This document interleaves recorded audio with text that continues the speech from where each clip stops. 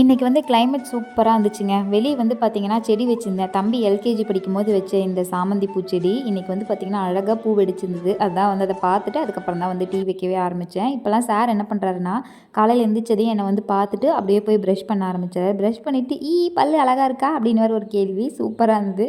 தம்பி எந்திரிச்சு வரக்குள்ளேயே அவனுக்கு பால் ஆற்றி வச்சிருந்தேன்னா, அதனால அவனும் நானும் சேர்ந்தே வந்து ஆண்டி அவர் வந்து பால் குடிச்சாச்சு. நைட்டே வந்து பார்த்தீங்கன்னா பச்சை பட்டாணி ஊற வச்சிருந்தேன். அந்த பச்சை பட்டாணியை வந்து கரண்ட் அடுப்பில் வச்சு விட்டுட்டேன். அது வந்து கொஞ்சம் ஆஃப் பாயில் வேகட்டும் அப்படின்னு சொல்லிட்டு அதை வச்சு தான் எனக்கு ஒரு சூப்பரான ஒன் பாட் ரைஸ் வந்து செஞ்சு காட்ட போகிறேங்க. குக்கரில் எண்ணெய் ஊற்றி பட்டை சோம்பு அதெல்லாம் போட்டுட்டு அது நல்லா பொரிஞ்சதுக்கப்புறமா வெங்காயம் இஞ்சி பூண்டு வந்து இடித்து சேர்த்திருக்கேன். 2 தக்காளி எல்லாம் நல்லா வதங்காது. நம்ம ஆஃப் பாயில் வேக வச்சிருந்தோம் இல்லையா பச்சை பட்டாணி, அதையும் போட்டு நல்லா வதக்கிட்டு இந்த சாப்பாட்டுக்கு தேவையான அளவுக்கு தண்ணி 3 செம்பளவுக்கு ஊற்றிருக்கேன். அது கூட குழம்பு மிளகாய்த்தூள் மஞ்சத்தூள் அவ்வளோதாங்க.